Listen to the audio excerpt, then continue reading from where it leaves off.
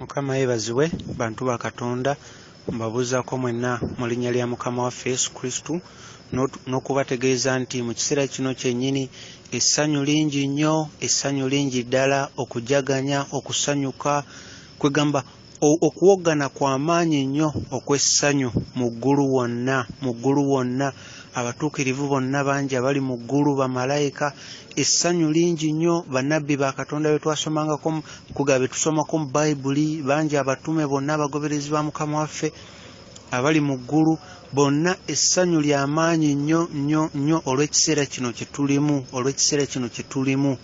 essanyu ly'amaanyi libutukidde eggulu lyonna olw'ensonga ekiseera kino kye tulimu ekyalangirirwa bannabbi ab'edda bwe tusomako nga nnabbi oba osome mu kitabo kya Joel, ojja kulaba nti ebintu ebisinga ebyalangirirwa kino kye kiseera kyennyini. Kino kye kiseera ekyo kye twogerako mu kusaba, bwe tugambira nti obwakabaka bw'obujje by'oyagala bikolebwe mu nsi nga ebikolebwa mu ggulu.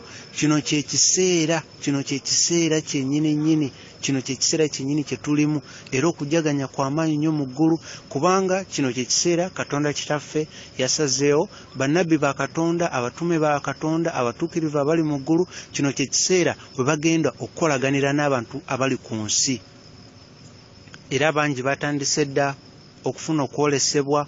Bannabbi ba Katonda abalabikira n'abaako byagabana naawe oba n'akusomesa ekitabo kya Bayibuli oba kye yawandiika, okugeza nga Daniel asobola okulabikira, oba John the Apostle asobola okulabikira n'ayongera okunnyonnyola ekitabo ekyo ekya Bayibuli kye yawandiika n'okubikulirwa kwe yafuna, ebintu we bityo. Kati kino ekiseera kuba abantu abali mu ggulu babadde nga batulaba ku nsi okusinga nga balabira mu throne room, mu kisenge ekyo ekinene Katonda kitaffe mwatuula, okusinga badde batulabira, kuba wansi awo waliwo we batulabira balaba ebiri ku nsi, ate bakulaba nga omuntu nga wonalaba omuntu ng'oli ku siiringi, bakulaba ng'oli kumpi nnyo bwoti badde batulabira. Naye kati balina essanyu kuba Katonda yabakkiriza bagenda kujja ku nsi bagabane n'abali ku nsi kugamba bagabane ekigambo kya Katonda n'abantu abali ku nsi. Enkolagana eyo Katonda yagikiriza egenda kubaawo,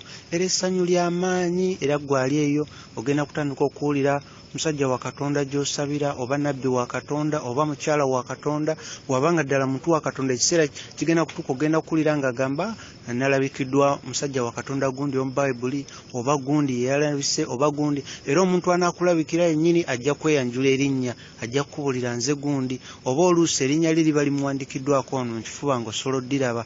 Bagenda kuba bagabana naffe abali ku nsi kigambo kya Katonda, nga eggulu ligenda kukolaganira wamu n'ensi. Katonda kitaffe ekyo yakikiriza. Buli ssanyu ery'amaanyi abantu abali mu ggulu lye balina ery'amaanyi, era Mwoyo Mutukuvu ye kwegamba ali mu kulangirira.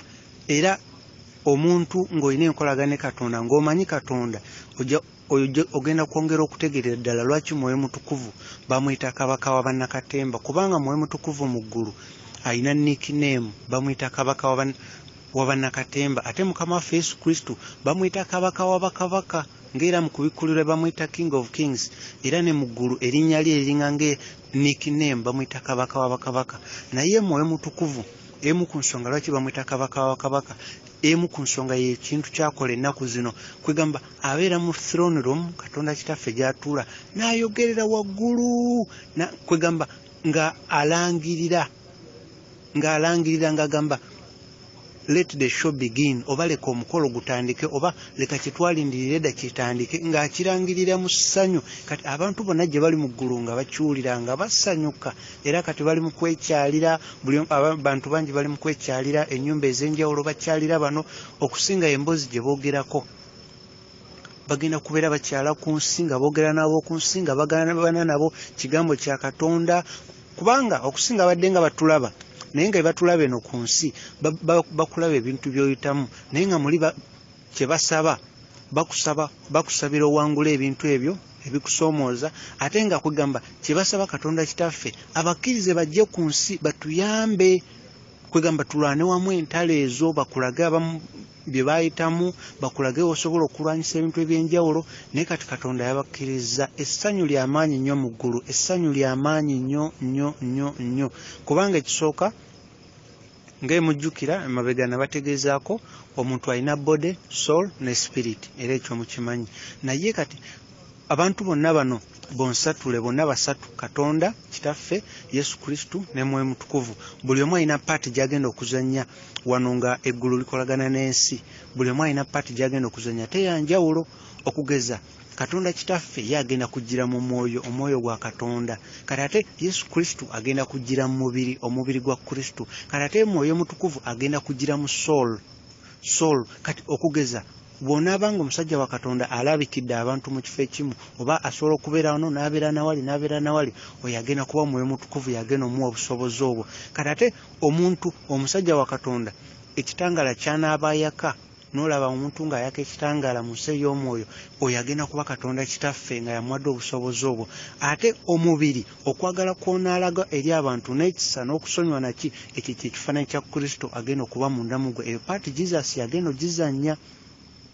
Kati essanyu lingi nnyo ly'amaanyi, era gwali eyo nga otegeera Katonda era ng'omanyi olaba n'eby'omu mwoyo oba ng'omanyi ekigenda mu maaso n'oba wakatandika butandisi obimanya. Kati wategedde dda nti Katonda Kitaffe ayagala kujja atambule kuno ku nsi naye ng'ali mu mubiri gw'omuntu, ng'ajjidde mu muntu, mu bantu ab'enjawulo, agenda kutambula kuno ku nsi era asinkana abantu abamu, anyumye nabo, asaage nabo, ayogere nabo, ababuulire enjiri, naye ng'ali mu kifaananyi ky'omuntu. Katonda Kitaffe gwe njogerako, Yesu Kristo agenda kujja, Mwoyo Mutukuvu agenda kujja, lissanyu ery'amaanyi. Okutukuzibwa kutandise, okutukuzibwa kangambe kwatandise, okutukuzibwa kwatandise, era gano ge mawulire ag'essanyu gembulira gwali eyo ng'olina enkolagana ne Katonda, ng'omanyi Katonda kuba okusooka twali balokole, ng'era tumanyi tuli balokole, naye munne w'ozuula Katonda, w'otegeera Katonda, ate obanga alokose obupya nga biri bye walokoka otegeera nti birina enjawulo, okubeera nti oli mulokole, ogenda okusaba n'okumanya Katonda, byanjawulo era byawukanira ddala n'engeri gy'osaba. Kuba wali twali balokole naye nga mutuufu Katonda mpulira boogera, naye nze nga sina kye nali mpulidde wadde kye nali ndabye. Yesi nga mbikkiriza boogera bituufu, naye nga nze kennyini sina kye nali ndabye. Naye kati w'otegeera Katonda, omanya ne puroguramu ya Katonda omanya puroguramu gy'aliko, era omanya ekigenda mu maaso. Nga olaba amawulire ne bagaa kati olwaleero kino kye kyabaddewo ku mawulire, gino gy'emitwe, kino kye kyabaddewo, otegeera ebigenda mu maaso mu ggulu, otegeera puroguramu yonna buli lunaku, otegeera puroguramu yonna. Era singa ofuna omukisa n'osanga abantu abamanyi Katonda nga babiri nga bali mu kunyumya Katonda, n'oyimirira wali n'obawuliriza kumpi, oyinza okuwulira ddala ebintu ebitali bya ku nsi eno, oba nga awulira kwegamba abantu abava ku nsi endala bye boogera, oba nga kwegamba bye boogera biba bipya nnyo mu matuugo, naye nga bo baba bitegeera era nga bamanyi ekigenda mu maaso, n'essanyu lyennyini. Kati essanyu liri mu ggulu, bannabbi bedda bane basanyufu, era oyo anaafuna omukisa n'alabikirwa nga Dawudi. Ate Dawudi kwegamba ojja kulaba nti Dawudi yali muntu gwe ŋŋambe asaaga ennyo, omuntu oluusi n'aba siriyasi, kwegamba simanyi ngeri gye nnyinza kiyita, naye omuntu Dawudi w'anaaba nga yakulabikidde, munnaye ojja kulabira ddala nti basajja ba Katonda baddala era balamu. Kyova tugamba Katonda wa Dawudi, Katonda wa Aburahamu balamu, era ojja kutegeera lwaki Bayibuli egamba Katonda waffe si Katonda w'abafu wabula Katonda w'abalamu. Ajja kubuulira buli kimu ky'omubuuza ebyali mu Bayibuli, buli kimu ebyaliwo Dawudi we yali kabaka, ajja bikubuulira, ajja bikunyumiza, ajja kubanga omuntu akunyumiza, kwegamba olugero olunyuma ng'oliwana akunyumiza firimu naye kennyini emunyumira, yoyo nno bw'atyo wagenda okubeera. Tugenda kukolaganira wamu ne bannabbi ab'endaga betusomako bonna mu Bayibuli, era ogenda kwongera okitegeera nti no enkomerero ya Adamu eyasooka ye yali entandikwa ya Adamu owookubiri, oba kankugambe nti enkomerero ya Adamu oli gwe tumanye yayonoona.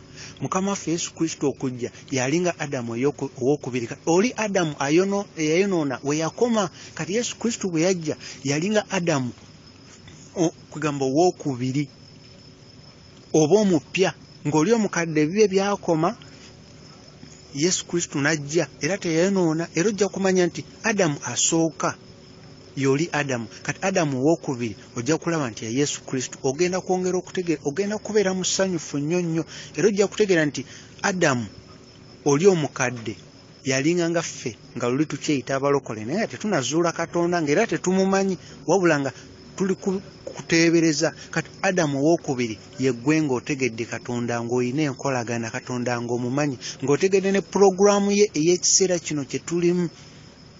Kuba bw'ozuula Katonda lw'okitegeera nti si kubeera bubeezi nga toyonoona noga kati kaneme kutambulira mu kibi kyekyokka, nedda olina okumanya pulogulaamu ya Katonda, kubanga oli mwana wa Katonda olina okumanya entegeka ya kitaffe, n'omanya entegeka ye mu kiseera kino ntegeka ki, biki byayagala bigende mu maaso, era gwe paati yo eriwa gy'ogenda okuzannya.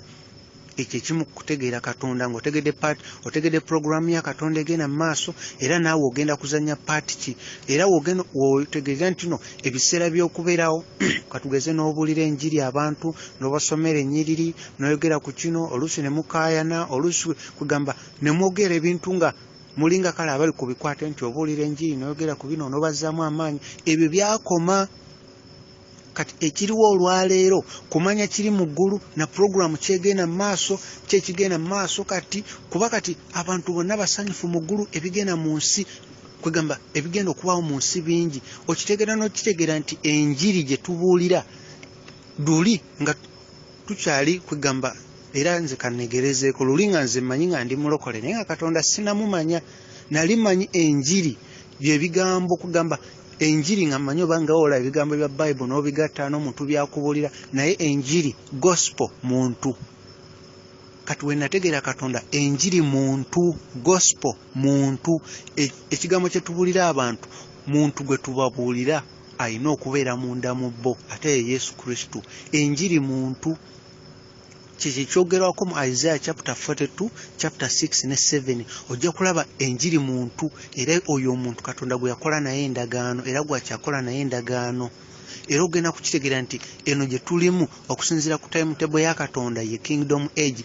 Timetable ya Katonda eri wansi mu kisenge kyatula mu throne room, eri wansi musajja wa Katonda, mukyala wa Katonda ali eyo, saba Katonda, saba Mwoyo Mutukuvu ajja kubikulira ekintu ekyo, ajja kukulaga oba obadde tokimanyi.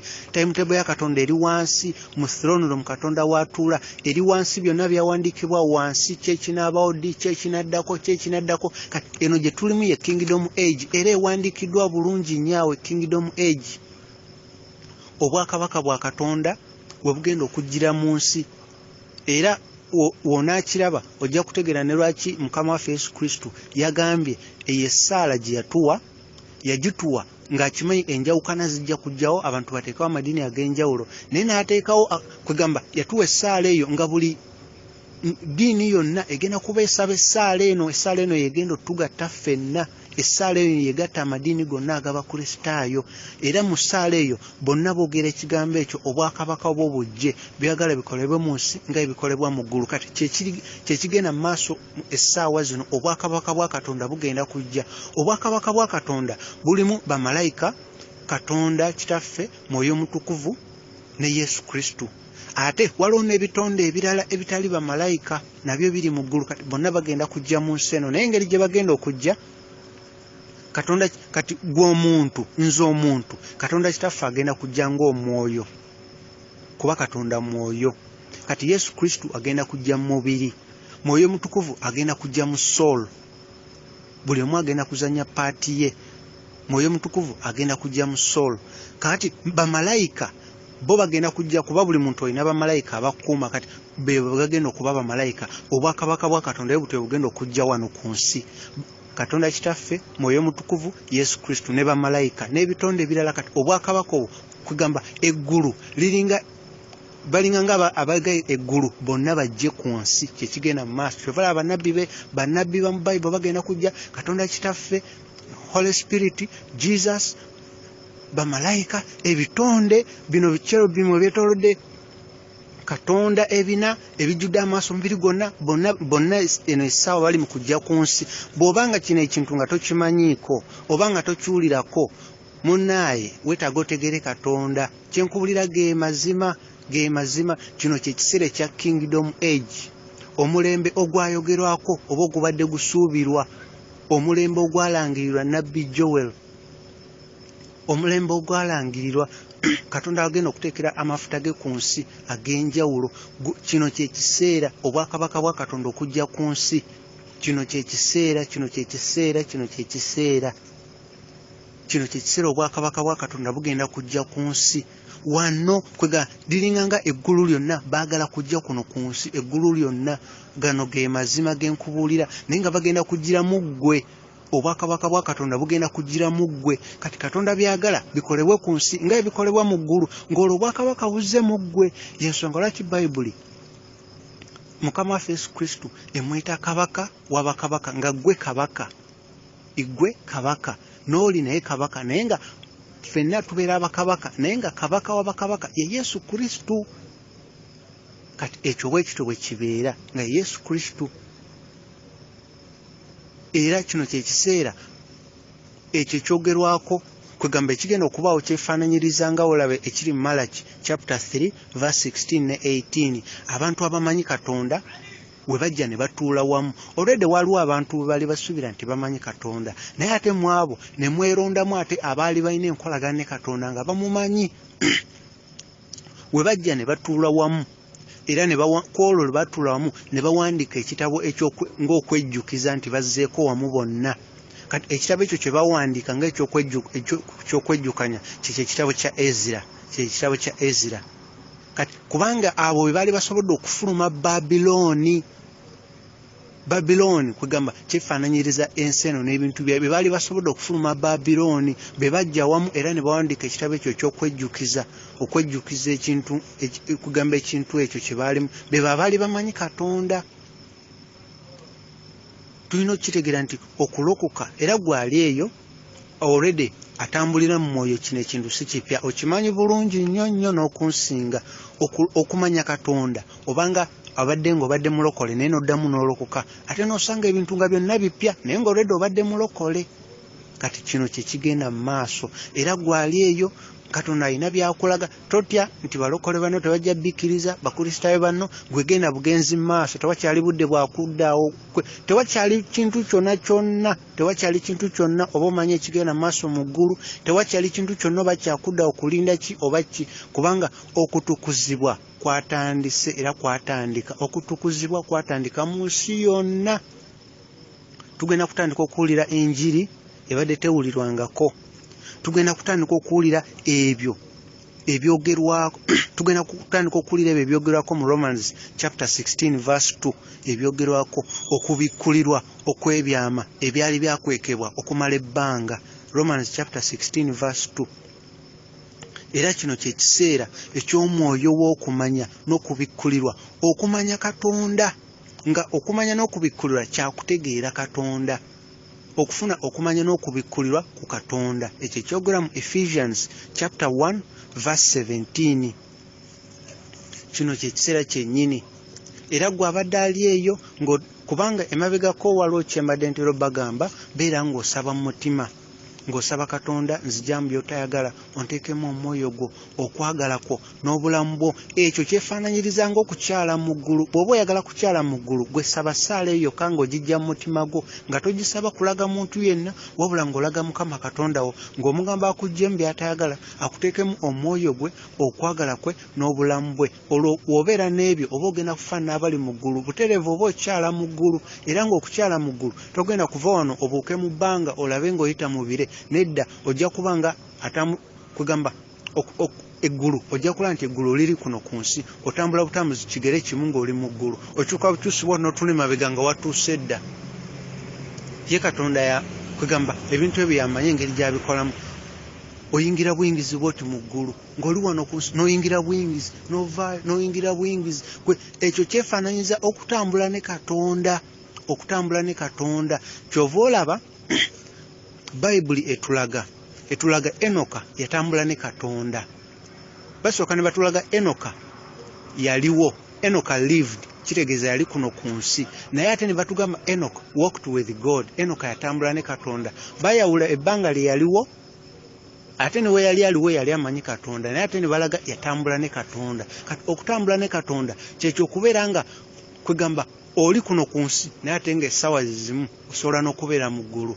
Kati Enoka okubanga teyafanga Katonda yamutwala lwe yali wano ku nsi ng'aline mu ggulu n'atakomawo wano ku nsi n'asigalira ddala mu ggulu. Kati abantu kyovula Bayibuli etulaga Enoka Katonda yamutwala kuba teyafa, yali ku nsi wano ate ng'aline mu ggulu. Kati Katonda kitaffe ng'akugamba yamugaabuga mwana wange osiiba wano buli lunaku, lwaki tosigalira ddala eno n'otaddayo eri ku nsi? Kati ekyo kisoboka n'olwaleero, era omuntu atambulira mu mwoyo kino si kipya era ekintu kino okimanyi.